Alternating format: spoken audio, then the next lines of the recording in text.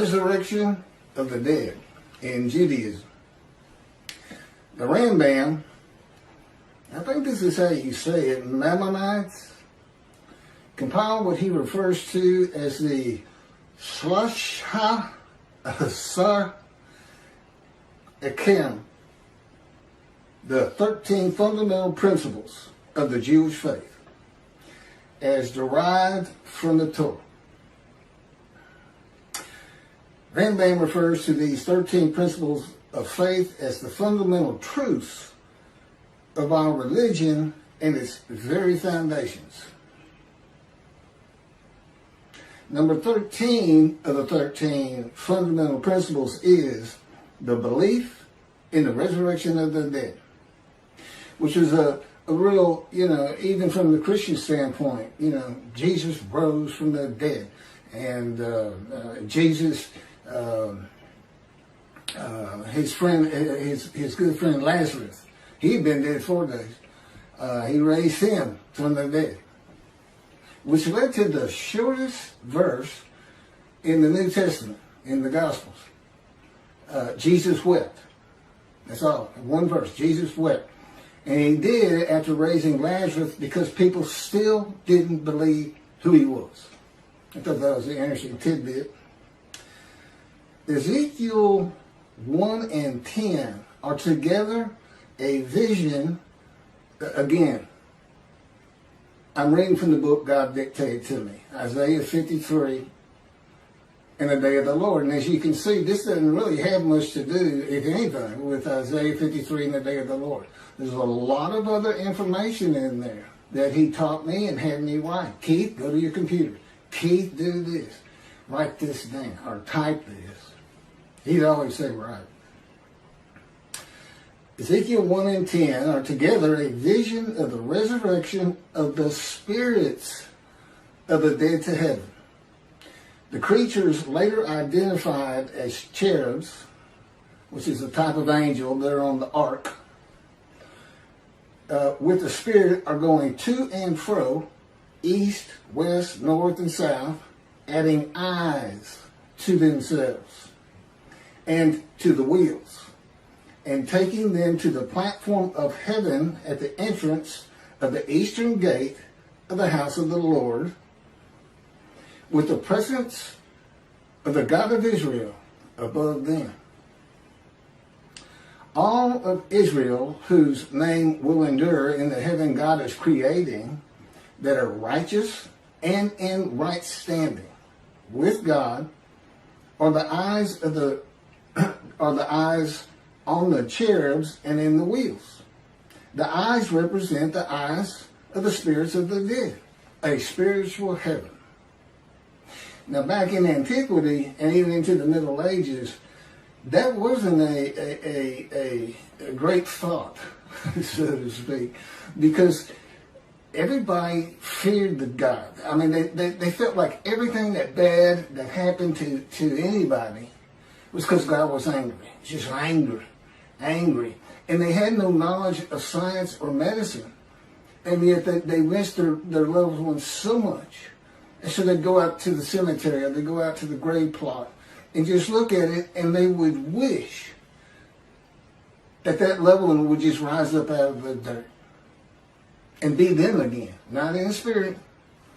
I mean, that's just what it was. I mean, it was an age of ignorance of the highest order. People couldn't read. There were no schools to speak of. They were like, everybody acted on emotion. And, and your basic personality from your soul, like a mean old soul, this and that. And not a lot of reasoning capabilities. You gain a lot of ability to reason by going to school, even though you're learning stuff you'll never use. It helps your reasoning capabilities. And, that's when everything changes. You have to read the Bible for two different eras. There's antiquity in the Middle Ages, and then we had the age of reasoning, the age of medicine. This is all called the Common Era. Science. literature, everything. All these different changes, which leads to, of course, the age of information and now the internet. And it's written into there, and I'm about to show you one of them right here. So I don't know how this was interpreted by Rambam, but he's talking about the resurrection of the dead based on Ezekiel 37. Rise, old bones, rise. Okay? But this got missed. And that's why there might be fundamental principles that, as you're going to see as I go on, and God again dictated this to me. Some things that are part of your religion that come from antiquity and the Middle Ages have to be reassessed. Judaism is supposed to be a very rational, logical, intellectual religion. But boy, a few things got dropped along the way, and my pointing them out is a proof of who I am. I am God's righteous servant. And I handle everything that his other three righteous servants, Moses, righteous and a servant; David, righteous and a servant; Elijah, righteous and a servant. And yet we only have a description of one man for this day,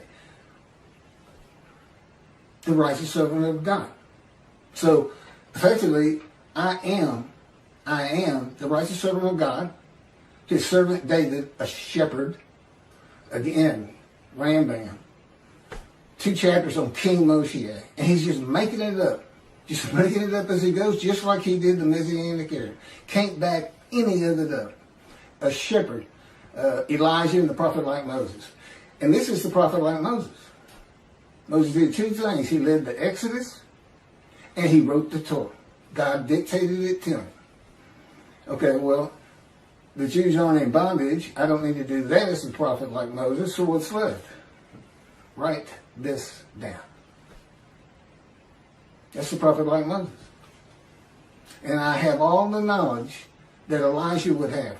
Elijah, what's so special? The only man in the Hebrew Bible to be specifically taken to heaven. And then he returns in the day of the Lord. Clearly, it's not going to be that Elijah. There's nothing about heaven that I need to know to answer questions that I don't know. I've been taught it, and I envision lots of visions early in my 13 years, first 7 years. Not so much lately, except for pictures that they put into my mind when we're talking. God likes you to see what he's talking about. So I'm you don't have to go into a trance or anything for those. I just send pictures into my mind. It's a wonderful thing. Excuse me. But anyway, okay, that's some backdrop. Let's carry on here.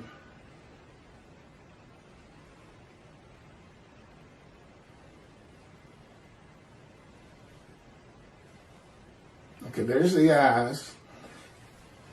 Okay, a spiritual heaven. That's where I left off. And this is Isaiah 65, verse 17 through 18. For behold, I am creating a new heaven and a new earth. The former things shall not be remembered. And I know why that is and how it occurs. They shall never come to mind. Be glad then and rejoice forever in what I am creating. For I shall create Jerusalem as a joy, and her people as a delight. And this is Isaiah 66, verse 22. For as the new heaven and the new earth, which I will make, shall endure by my will, declares the Lord, so shall your seed and your name endure. Spiritual heaven. God, what's this all about? What are you doing? I'm going to make a new earth and a new heaven. The new heaven is the spirits of the Jewish people. With the name Israel endures. Considered angels. The angels Israel is how he refers to it.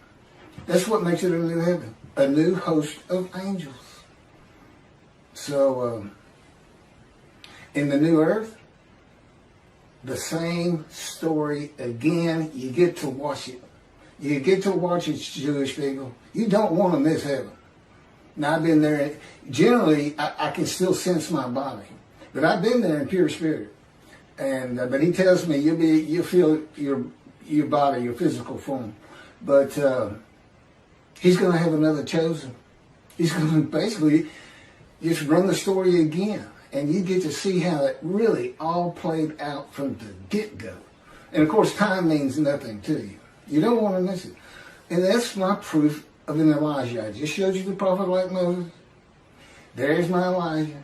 Can't really show you a David except for I bring the reckoning in the dismissal of the rabbis, which is on plenty of videos. God has, I am the reckoning and I am the wrath on Christianity. And how you fit the Messianic era into the wrath on Christianity, how you can say Moshiach perfects the world, and yet he's got to bring the wrath of God to the Christians and the Gentiles in general. I don't know how you put it together. I mean, you cherry pick. Let's take the stuff that we really like and the stuff that sounds kind of ominous, like utter destruction, or I will hurl your glory to the ground if Elijah doesn't get done what I want him to do, clear the way, which, by the way, is building the third temple. That's what I got to get done, in case you want to know. But I got to be recognized. People got to read all this and go, well, we got to go with this. Because he couldn't possibly know this. I was an atheist for 50 years, as if that matters.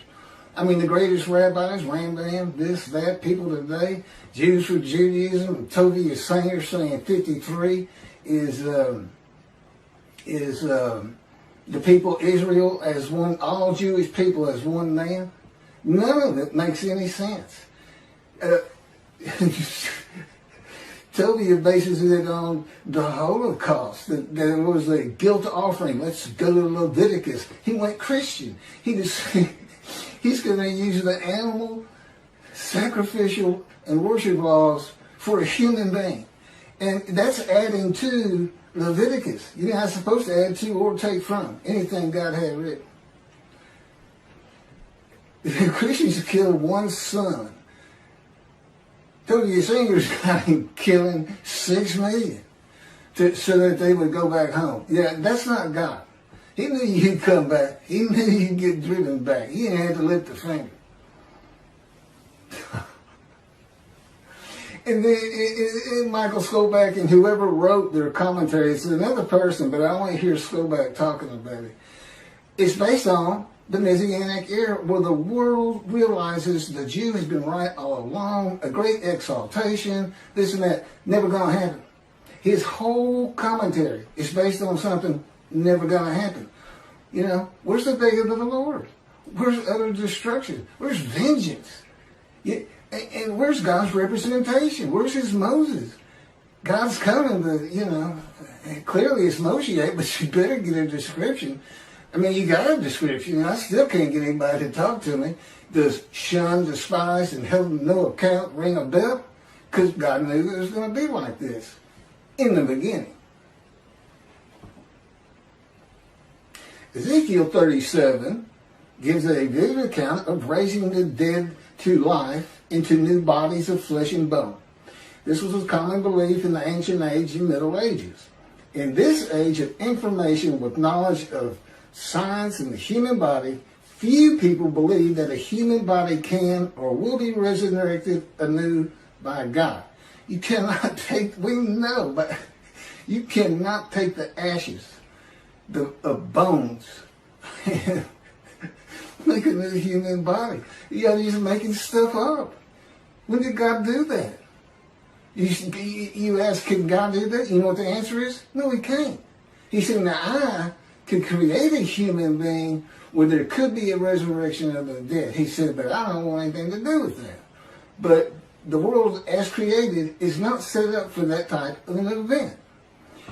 Believe it or not, God doesn't have a magic wand. But he's got the unseen and elements in it we don't understand, and the power, which, and of course I'm so familiar with it, it actually surrounds me. It's Ezekiel. They call it in Ezekiel the cords of his power. To me, it just completely surrounds every inch of my body and my head. It just surrounds me. I mean, he can move my hands wherever he wants and turn me around, twist me like a top if he wants, slam me to the ground, I've mentioned. Yeah, if you hadn't guessed it, I'm experiencing. I'm not like any other human being on this planet, but I'm still Keith. I'm still Keith. I'm a friendly person. Quick to anger, but very friendly. And I've been to every stage, walk of life, man, from poverty, which he took me to, has taken me to. I haven't nothing, but which is kind of a religious thing, I think. Even Jesus hated material things, told the rich man he can't get to heaven and things like that. That's just part of it. And it does, another thing that this fire refinement, all these punishment words, maltreatment, makes you humble. More so to him. Moses starts out this firebrand that killed a man that made him angry, and at the end of his life, it is said Moses was the most humble man on earth. Now, I don't know how you measure something like that, but I can tell you I'm more humble to God than anyone on earth because I literally fear him, because I know the kind of pain he can put me through. And most people don't really have that knowledge. I fear God. But when he'll slam your face down into the cement or to the floor in your room. And so many other things. I know people really don't want to hear all that, but it's important to understand 53. Let me carry on with this resurrection of the dead. Today, few people believe that. It's a primitive and medieval concept that was good for a time through the Middle Ages. That is why God provided visions of heaven, conforming to the beliefs and world of the Jewish people in the Middle Ages and before, and a spiritual heaven for a more enlightened time of reasoning and knowledge. Do you understand what I just said?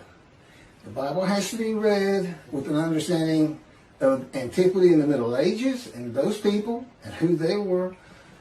And it's also written for people of this day, modern age, knowledge, information, science, medicine, reasoning. You can't just say, our sages say. Well, do you agree with it? That's the next question. You're not going to agree with the 13th principle when I get done. The burden on Israel and the practicalities of such an event of millions of people suddenly appearing in the land from the time of Abraham to today is unimaginable. You got 6 million from the Holocaust alone. Many would be illiterate and savage, and few would be trained to work in this society. This would include the Israelites for 400 years as slaves in Egypt. What are you going to do with those people? Run. God says run. This is what you're going to do. It'll scare you to death. All would have to be housed and fed and educated, illiterate and savage. It'd be a prophecy that destroys the government of the state of Israel. I don't even know if you could fit them all in. From the Israelites in Egypt to the Holocaust, since the Holocaust. I know it's millions. I just wonder if you start hitting 1 billion. I don't know. It's a ridiculous concept. And when I sit there and I watch and I listen and I hear rabbis do this, I understand why God dismissed them. Basically, you're going to have to get all this straight. If you want to remove yourself from dismissal, rabbis, and enter the scroll of remembrance of Malachi 3, which is what takes you to heaven, if you want to remove that, you better go read these books. It's just 2 of them. One of them is My Life, the life of God's righteous servant by Isaiah 53, and that's to show how I fit the verses. That's what it's all about. And then that's the first 7 chapters. There's 14 or 15. And then God speaks to me. And from that point, it's all about him and me. It's pretty interesting. It's a pretty interesting time. And it continues. And And I guess at the end of my life or at some point, we're going to do it again for the finale until he decides that it's time for me to die. That's how I'm going to die. He's just going to make the decision like he did with Elijah.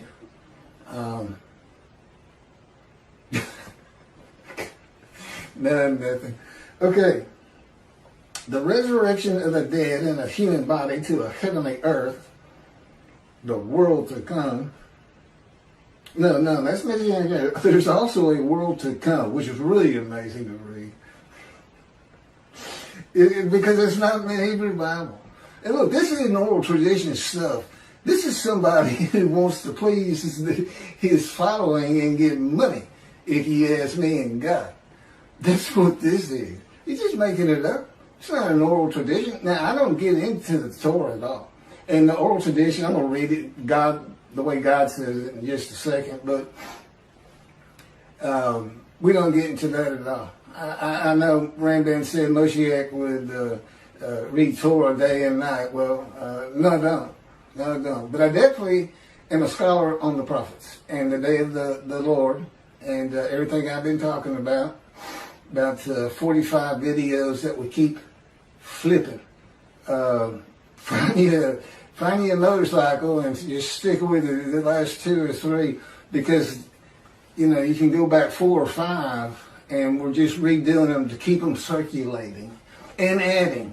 Like this is brand new. I may have touched on this before, but we're adding, throwing a couple new ones in here and there, and eventually I may end up being a vlogger, I think they call it. Yeah, this is what I'm doing today. I'm going to go ride on a motorcycle. God promised me. He's had me in poverty for 13 years, and but he told me one day we'll get a motorcycle again because I've had one before, a Harley, but anyway. The resurrection of the dead, okay, that's not the world to come. I got to change that. And you say, wait a minute, God dictated that. Why you got to change it? That's to tell you I still had to live the human experience. To truly still feel like I'm Keith, I got to do something dumb like that sometimes. I still got to forget things. Yeah, I got to live the human experience. And of course, my response is, why? Don't want to live the human experience. God says, I decide all things, thank you. So anyway, we have a good relationship. He's got a great humor and a personality far different than you get from the Hebrew Bible. Because it was meant for, first and foremost, antiquity. You're supposed to be angry. You're supposed to be, that's it, putting a plate on all y'all because David failed a test of mine and he took a census. That kind of thing. But he's really a joy to be around. He doesn't like to talk that much, but the angel of his presence, the Holy Spirit, he does. And sometimes he'll talk, and it sounds like it's a God. But then I can tell it's not. Totally different voices. Totally different. He's got a voice of a 5-year-old. I sometimes tell him, it sounds more like a cartoon than me. But, and God just sounds like a very mature man. He doesn't really talk to me that much, except when he's tormenting me and torturing me. Oh, that's what I asked him. I said, I see all these words: wounded, chastised, bruised, crushed, not treated. I said, where's torture and torment? He said, that didn't really fit. That's what it is, by the way. Okay, the resurrection of the dead, the human body, to a heavenly earth is also said to be a sign that Moshiach has arrived, or that it will happen in his lifetime. This is a teaching from the ancient age and Middle Ages that continues today. Moshiach's here and it's not happening. Okay? It's not going to happen. Judaism's reliance on everything that the sages say in an era gone by in the oral tradition, it is important for the laws of the Torah. But the Talmud's stories, opinions, and commentaries outside of that have to be viewed in light of this age of reasoning and knowledge. The day of the Lord and the arrival of God's servant David, see, he calls him David, a shepherd, according to the prophets, must be interpreted with the evolution of humanity from the ancient age to the age of information in mind, the eras in between, and in the eras to come. I'm not sure what that one means. By the way, he doesn't always explain everything to me. I'm not on the executive committee. I don't make decisions. I don't decide when I go to sleep. I don't decide what I eat. I don't decide what I get to watch on TV. I don't get to decide when we do this. It's 3:30 in the morning, and he just said, just out of nowhere, you know what? Let's do another YouTube video.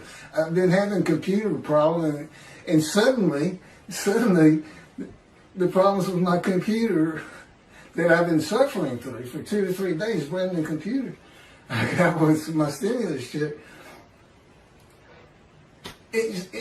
God says, go to Microsoft support. He still won't just tell me, but I found the answer. And basically it was hold the power button down for 20 seconds. He had let me suffer angst, unhappiness, sadness. What am I going to do? I throw this away? I know I got a warranty, but I don't even know where these people are. I got it over the internet. See, he'll let me do that. He says, and the reason is, the day is coming. The day is coming. But you're not going to feel those things anymore.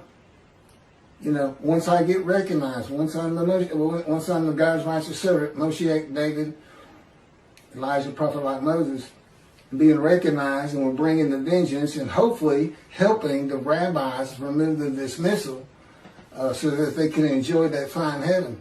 Because there's 2 covenants here, and one of them's the covenant from Jeremiah 31 where God says, I forgive your sins, remember them no more. You become a holy seed to build the 3rd temple, just as he did for the Assyrian Babylon exiles. He forgave them. He said, it's not because you deserve it, it's for my name. But what did they do? They built the 2nd temple. That's what it's not really said specifically, but that's what happened. And forgiven again in the day of the Lord. And that's, you know, in Jeremiah 31, see a time is coming, see a time is coming, see a time is coming. That was the time is the day of the Lord, and it's here. I got too much other information on that, but okay. Well, thank you for listening to all that, and for the rabbis, I think you should consider this fundamental principle that you got from Rambam. I mean, I don't see a fundamental principle of your faith. And see, I was an atheist for 50 years. I'm not a religious person. I understand the concept. Well, this is what we believe, because that's what you get from the Christians. You can go to them and say, look at this and that and this and that. None of that makes sense. None of that makes sense. And this is what you get. Praise Jesus. Praise Jesus. Logic doesn't matter. Well, for the Jews in Judaism and for the God of Israel, it's going to start mattering if the rabbis won't see heaven. Thanks a bunch.